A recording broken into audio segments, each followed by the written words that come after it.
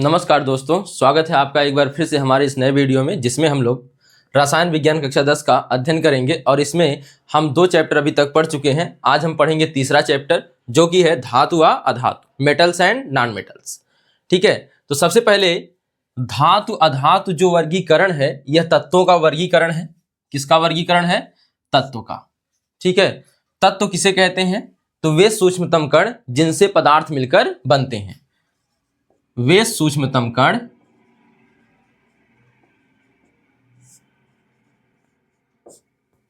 जिनसे पदार्थ बनते हैं, जिनसे पदार्थ बनते हैं उन्हें कहते हैं तत्व। ठीक है, सबसे पहले हम इसी के आधार पे पहले इस चैप्टर का खाका तैयार कर लेते हैं, क्या क्या हमको पढ़ना है। तो सबसे पहले हमें जानना होगा एक सब तत्व, और तत्व में बस इतना ही जानना है। ठीक है, क्यों? क्योंकि हमें जानना है बेसिकली क्या, धातु और आधातु। इसके बाद देखेंगे तत्व को 3 भागों में बांटा जाता है। मुख्यतः 3 भाग में बांटा जाता है, धातु, अधातु और उपधातु। Metals, non metals and metalloids. ठीक है, अब यहां पे एक कॉन्सेप्ट और पढ़ेंगे जो कि तत्व के प्रकार में तो नहीं आता, अलग होता है, मिश्र धातु का। तो कुछ धातुओं को आपस में एक निश्चित अनुपात में या निश्चित मात्रा में मिलाकर गलित अवस्था में जब मिला दिया जाता है तो मिश्र धातु बनती है। जैसे आपने पढ़ा होगा पीतल है, कांसा है, ये सभी क्या है? मिश्र धातु है। हम पढ़ेंगे पहले धातु क्या है, फिर अधातु क्या है, फिर क्या पढ़ेंगे? उपधातु क्या है। आप यह जानते होंगे कि धातु को 9th में आपने पढ़ा होगा कि क्या होता है, जो इलेक्ट्रॉन त्यागते हैं या त्याग कर धनायन बनाते हैं। कोई चीज अगर इलेक्ट्रॉन त्यागेगी, अगर कोई पदार्थ या तत्व है वह इलेक्ट्रॉन त्याग रहा है, यहाँ पदार्थ से मतलब हम तत्व से ले रहे हैं, अगर कोई तत्व इलेक्ट्रॉन त्याग रहा है तो वह उधार दे रहा है किसी को। जब वह उधार दे रहा है तो इसका मतलब क्या है? धनी आदमी है। तो जब भी कोई उधार देगा यानी इलेक्ट्रॉन त्यागेगा तो इसका मतलब वह धनी है। तो हम कहेंगे वह त्याग कर क्या बनाएगा? जब इलेक्ट्रॉन त्यागा जाएगा तो वह धन आयन बनाएगा। क्या बनाएगा? धन आयन। और अधातु में क्या करती हैं? जो यह इलेक्ट्रॉन देगा वह ग्रहण करेंगी। तो इलेक्ट्रॉन को जो ग्रहण करता है, इलेक्ट्रॉन ग्रहण कौन करता है? तो इलेक्ट्रॉन ग्रहण करते हैं वे तत्व जो इलेक्ट्रॉन को ग्रहण करते हैं, अधातु कहलाते हैं। और यह ग्रहण जब करते हैं तो यह कैसा आयन बना लेंगे? ऋण आयन। तो बताइए, यह किसी का खा के बैठे हैं तो ऋणी है। ठीक है, इलेक्ट्रॉन या ग्रहण कर रहे हैं यानी किसी से उधार ले रहे हैं तो इसका मतलब ऋणी है, तो ऋण आयन हो गए। उपधातुओं के पास जिनमें धातु धातु व अधातु दोनों का गुण होता है, धातु व अधातु दोनों का गुण होता है,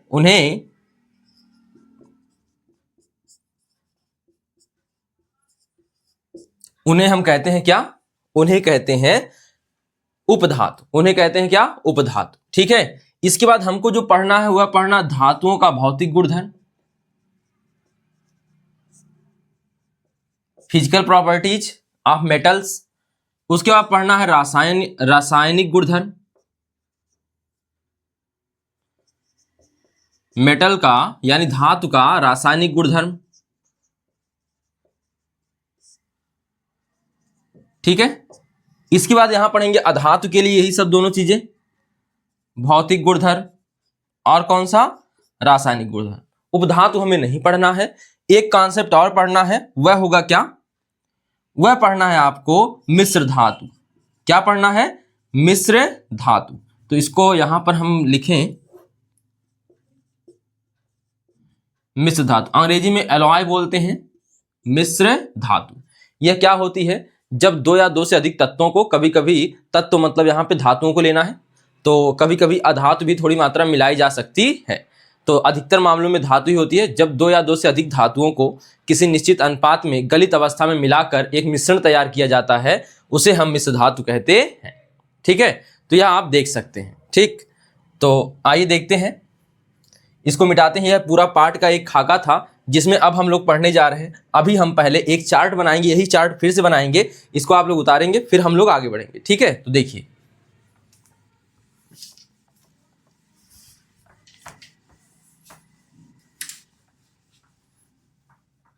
तो सबसे पहले हमें जानना है तत्व क्या है। तत्व, तो पदार्थ, तत्व क्या है? पदार्थ जिन सूक्ष्मतम कणों से निर्मित होते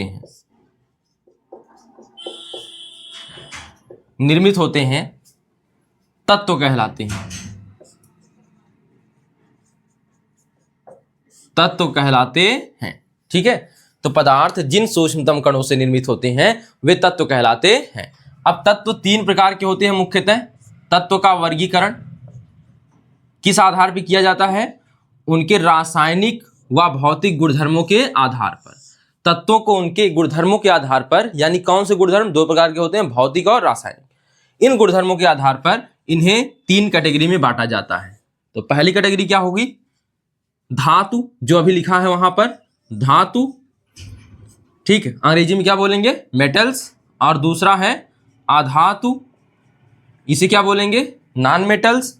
और जो तीसरी कैटेगरी होगी वह होगी उपधातु, अंग्रेजी में बोलेंगे मेटलॉइड्स, उपधातु। ठीक है, यहां पे यह बना हुआ था लेकिन फिर से ऐसे ही उतारना पड़ेगा आपको, तो इसलिए मैं फिर से बना रहा हूं। धातुएं क्या करती हैं? इलेक्ट्रॉन त्यागती हैं, इलेक्ट्रॉन त्याग कर क्या बनाती हैं? धन आयन। ठीक, अधातु क्या करती हैं? इलेक्ट्रॉन ग्रहण करती हैं, और जो चीज ग्रहण किया रहेगा, उधार लिया रहेगा, ग्रहण करके क्या बनाती हैं? ऋण आयन।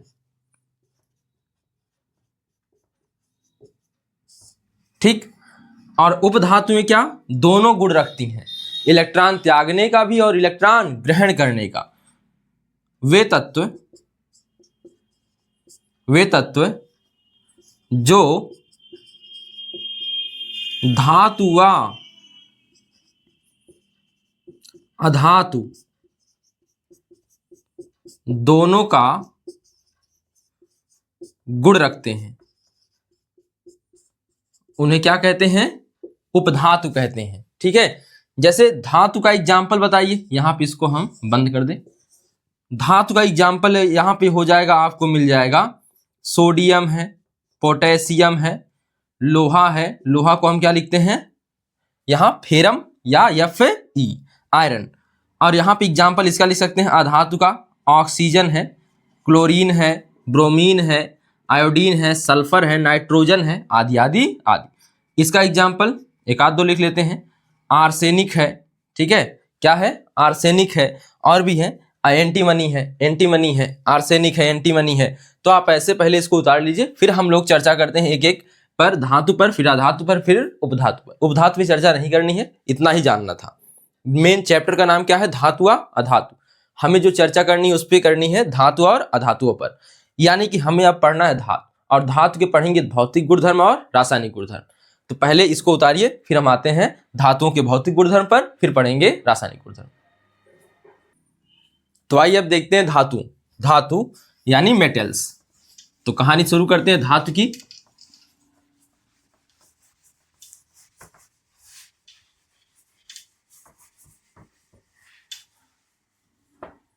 तो देखिए, पहले धातु कहते किसे हैं?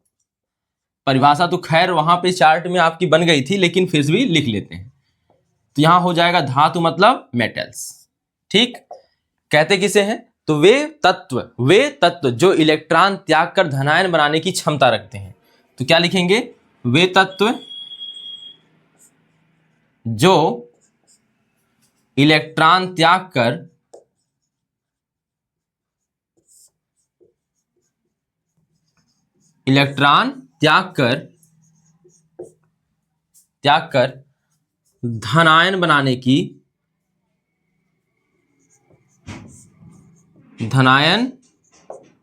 बनाने की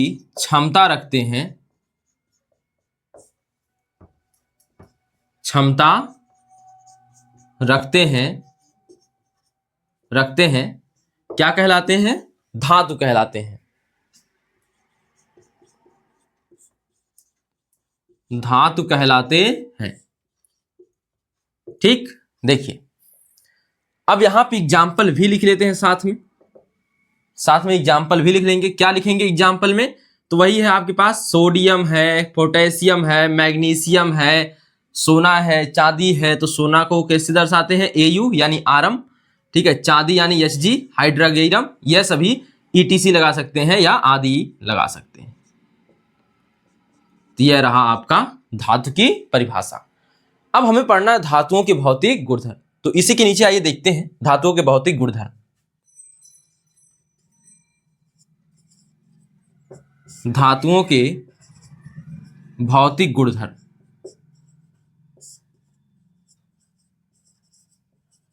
ठीक। तो इसको अंग्रेजी में क्या कहेंगे? Physical properties of metals.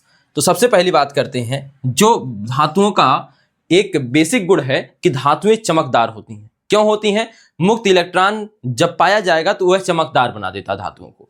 तो इलेक्ट्रॉनों के मुक्त इलेक्ट्रॉन पाए जाने के कारण, अच्छा ये मुक्त इलेक्ट्रॉन क्या है? तो मुक्त इलेक्ट्रॉन वही है जिसके कारण इलेक्ट्रॉन त्यागा जा रहा है ना, अतिरिक्त जो इलेक्ट्रॉन होता है वही त्यागा जाता है, उसे ही कहा जाता है मुक्त इलेक्ट्रॉन। सोडियम के पास, जैसे सोडियम की आपने जब संयोजकता पढ़ी होगी 1, यानी इसके पास संयोजकता है 1, इसकी क्षमता है। और इसमें जब हम पढ़ते हैं तो +1 पढ़ते हैं, यानी कि यह दान करता है, यह धनी है, दान करता है, इलेक्ट्रॉन देता है, यानी इसके पास 1 इलेक्ट्रॉन मुक्त अवस्था में है। तो यही जो मुक्त इलेक्ट्रॉन है, इसी के कारण धातुएं होती हैं चमकदार।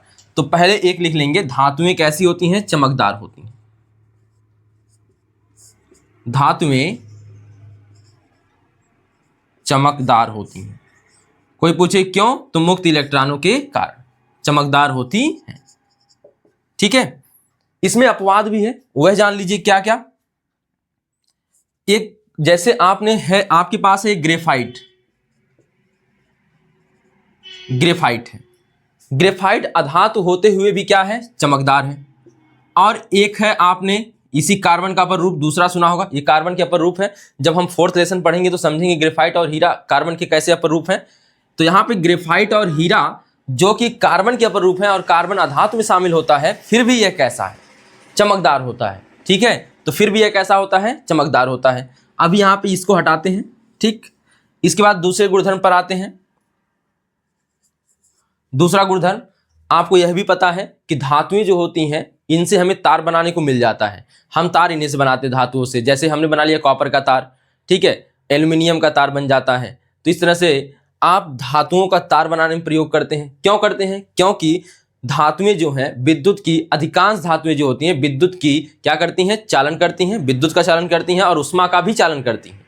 यानी कि इसमें उष्मा और यह दोनों जो है धातुएं, दोनों नहीं, यह है यानी धातुएं क्या होती हैं? विद्युत और उष्मा की सुचालक होती हैं, कुचालक नहीं होती हैं, सुचालक होती हैं। कौन? धातुएं। तो लिखेंगे धातुएं अधिकांशतः, या पहले लिखेंगे अधिकांश धातुएं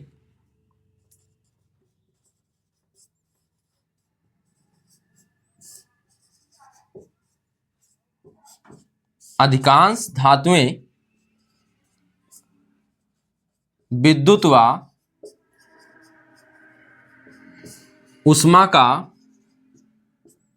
उष्मा की सुचालक होती हैं। विद्युत व उष्मा की सुचालक होती हैं, ठीक है। कुछ अपवाद हैं जो कि सुचालक नहीं होती हैं। कौन कौन? जैसे टंगस्टन का प्रतीक क्या होता है? W। यहाँ पे यह विद्युत और उष्मा का चालन नहीं करते हैं, यानी कि यह विद्युत और उष्मा के कुचालक हैं। इसीलिए इनका वहाँ पे क्या बनाते हैं?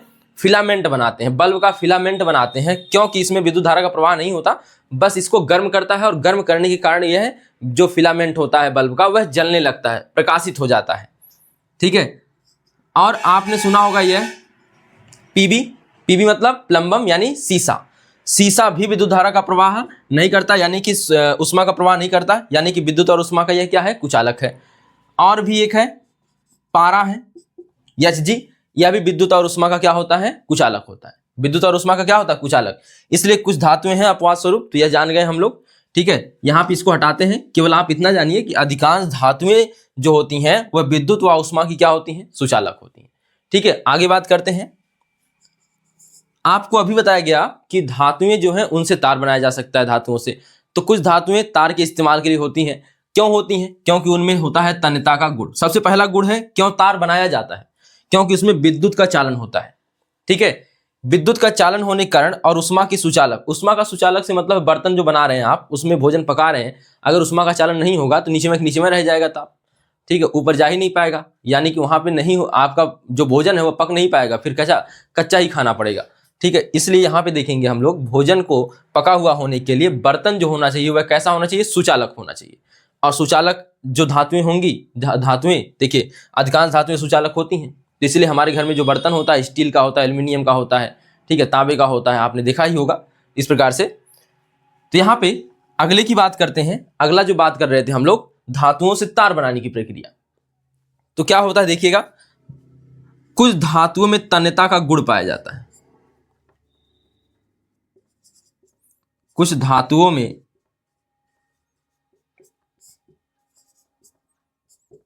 तन्यता का गुण। अब तन्यता क्या है? किसी धातु को खींचकर लंबे तार में परिवर्तित करने की प्रक्रिया तन्यता कहलाती है। किसी धातु को पतले तार में खींचना तन्यता कहलाता है, या किसी पदार्थ का वह गुण जिसके कारण उसको लंबे तार में खींचा जा सकता है उसे तन्यता कहते हैं। तन्यता एक गुण है। तन्यता एक क्या है? गुण है, जिसके कारण किसी धातु को पतले तार के रूप में खींच सकते हैं। तो कुछ धातुओं में तन्यता का गुण पाया जाता है, तन्यता का गुण पाया जाता है, जिसके कारण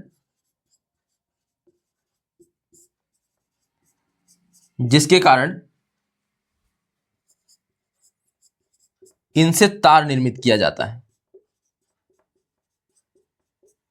इनसे तार निर्मित किया जाता है। ठीक है, जैसे अगर आप 1 ग्राम सोना लेंगे, 1 ग्राम सोना लेंगे, ठीक है, अगर 1 ग्राम सोना ले रहे हैं तो इससे हम 2 किलोमीटर लंबा तक अच्छा खासा तार खींच सकते हैं। तो 2 किलोमीटर लंबे, 2 किलोमीटर लंबा तार बना सकते हैं। तो 1 ग्राम सोने से कै किलोमीटर लंबा तार बना सकते हैं? 2 किलोमीटर लंबा तार बना सकते हैं। अगला गुण लिखने से पहले आप इन सभी को पूरी तरह से उतार लीजिए, फिर हम अगले गुण की बात करते हैं, क्योंकि अब स्पेस नहीं है। ठीक है, और अगर जानना चाहें तो थोड़ा सा यहाँ पे और जान सकते हैं। तन्यता का गुण चांदी में होगा, चांदी का भी तार बनता है, कॉपर का तार बनता है। इस प्रकार से आप देख सकते हैं कॉपर का भी इस्तेमाल बहुत किया जाता है। और सबसे ज़्यादा जो वायरिंग में किया जाता है इस्तेमाल, जो पंखे की वायरिंग है, मोटर की वायरिंग है, उसमें तांबे के तार का ही प्रयोग किया जाता है। अच्छा सुचालक है। कौन कौन अच्छे सुचालक माने जाएंगे?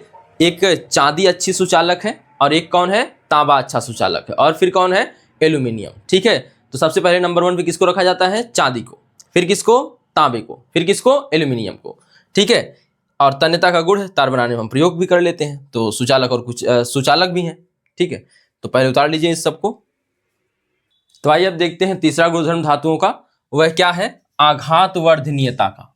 ठीक है, आघातवर्धनीयता का मतलब क्या होता है? आप जब किसी लोहे को पीटते हैं तो आप देखते होंगे कि वह चादर के रूप में परिवर्तित होता है।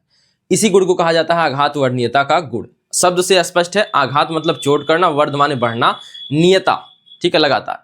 तो लगातार अगर किसी चीज को चोट की जाए, अगर धातुओं को चोट की जाए तो वह क्या होंगी? बढ़ेंगी, जो इसे ही कहा जाता है आघातवर्धनीयता का गुण। ठीक है, तो कुछ धातुओं में पाया जाता है तो आघातवर्धनीयता का गुण, इसीलिए इनको चादर के रूप में परिवर्तित किया जा सकता है। जब आपने देखा होगा एल्यूमिनियम फाइल जिसमें आप भोजन को लपेटते हैं, तो यह क्या है? क्योंकि धातुओं में वह एल्यूमिनियम धातु है, उसको चादर के रूप में परिवर्तित, बहुत पतले चादर में परिवर्तित किया गया है।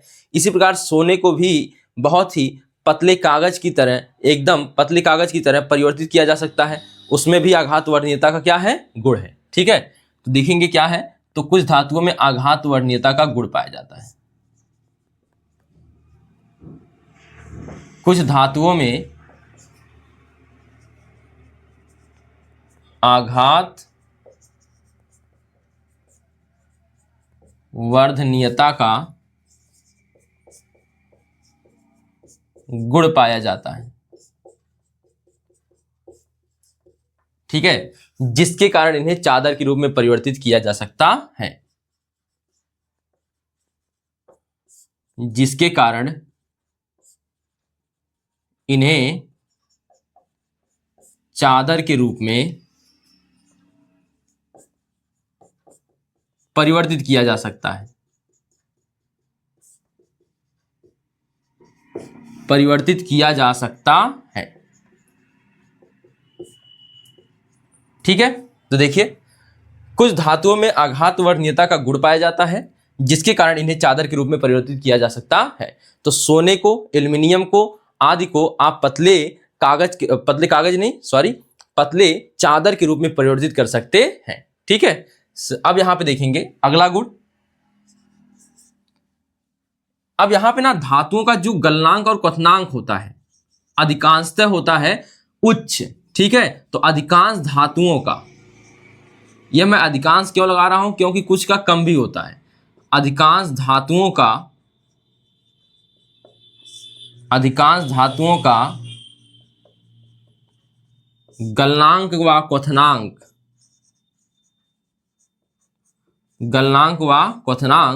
उच्च होता है।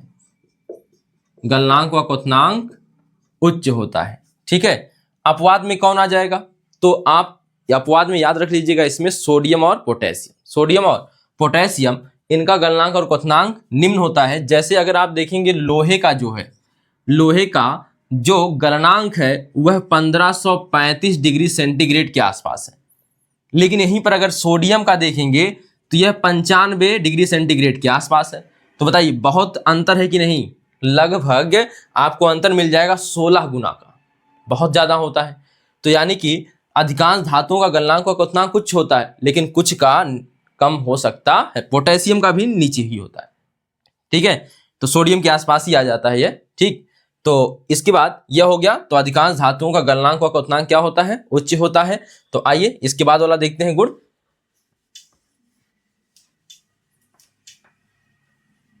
पांचवा, घनत्व की बात करते हैं। तो अधिकांश धातुओं का जो होता है घनत्व ना बहुत ज्यादा होता है। घनत्व ज्यादा होता है इसलिए धातुएं भारी होती हैं।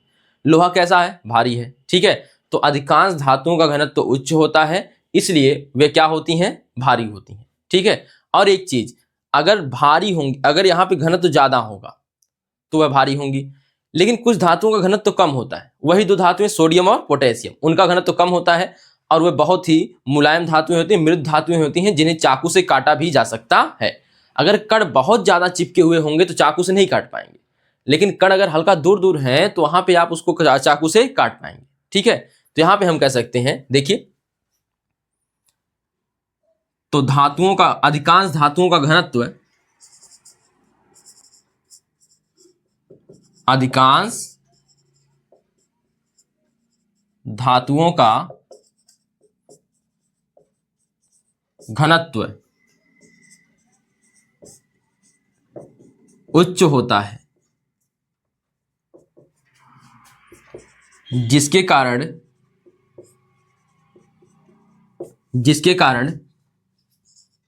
धातुएं भारी होती हैं। जिसके कारण धातुएं भारी होती हैं, तो घनत्व जितना ज्यादा होगा भारीपन उतना ज्यादा होगा। ठीक है, तो घनत्व उच्च होता है। अपवाद में क्या आएगा, जिसका घनत्व ज्यादा नहीं है, सोडियम और पोटेशियम। गलनांक और क्वथनांक का भी अपवाद कौन हो जाएगा, सोडियम और पोटेशियम। ठीक है, आगे देखिएगा छठवां। अगर हम बात करें कि अगर धातुओं पर, या लोहा ले लीजिए, सोना ले लीजिए, चांदी ले लीजिए, कुछ भी ले लीजिए, ठीक है, अगर इस पे हम लोहे के एक हथौड़े से या किसी भी हथौड़े से प्रहार करें तो एक विशेष प्रकार की ध्वनि निकलती है। ठीक है, तो कुछ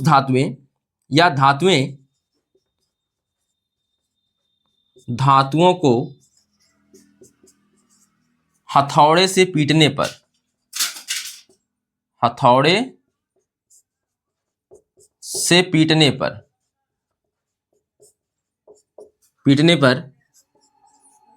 एक विशेष प्रकार की ध्वनि आती है। एक विशेष प्रकार की ध्वनि उत्पन्न होती है। देख लीजिए, धातुओं को हथौड़े से पीटने पर एक विशेष प्रकार की ध्वनि उत्पन्न होती है। आइए आगे बात करें। अगला है, आप देख सकते हैं ध्वनि हो गया। अब यहां पे एक और आ सकता है, भंगुरता। कौन सा गुण, भंगुरता। भंगुरता का मतलब अगर कोई चीज गिरे और टूट जाए उसे कहते हैं भंगुर। जैसे शीशा गिरता है तुरंत टूट जाता है, लेकिन यह शीशा धातु तो है लेकिन यह अपवाद में आ जाएगा कि यह गिरता है टूट जाता है, लेकिन अधिकांश धातुएं गिरेंगी तो टूटेंगी नहीं। लोहा गिरा के देखिए, सोना गिरा के देखिए, चांदी गिरा के देखिए, कुछ नहीं टूटेगा। ठीक है, तो यहां पे हम बात करेंगे कि धातुओं में भंगुरता का गुण नहीं, अधिकांश धातुओं में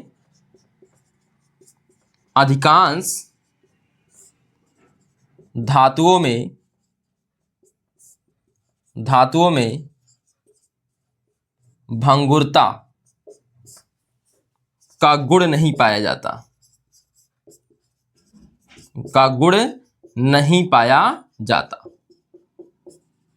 अधिकांश धातुओं में भंगुरता का गुण नहीं पाया जाता। ठीक है, तो कुछ में पाया जा सकता है, जैसे आपका शीशा हो गया। ठीक है, तो एक चीज और जान लीजिए, केवल सुन लीजिए, धातुएं हैं अगर लोहे में मिलाएंगे तो मिलेंगे नहीं, लोहा को पानी में जाके मिलाएंगे तो नहीं मिलेगा, चांदी है किसी को भी पानी में विलय नहीं होती है।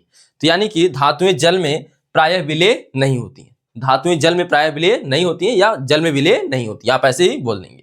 ठीक है, तो यह 3 गुण कौन कौन से हैं एक बार फिर से सुन लीजिए।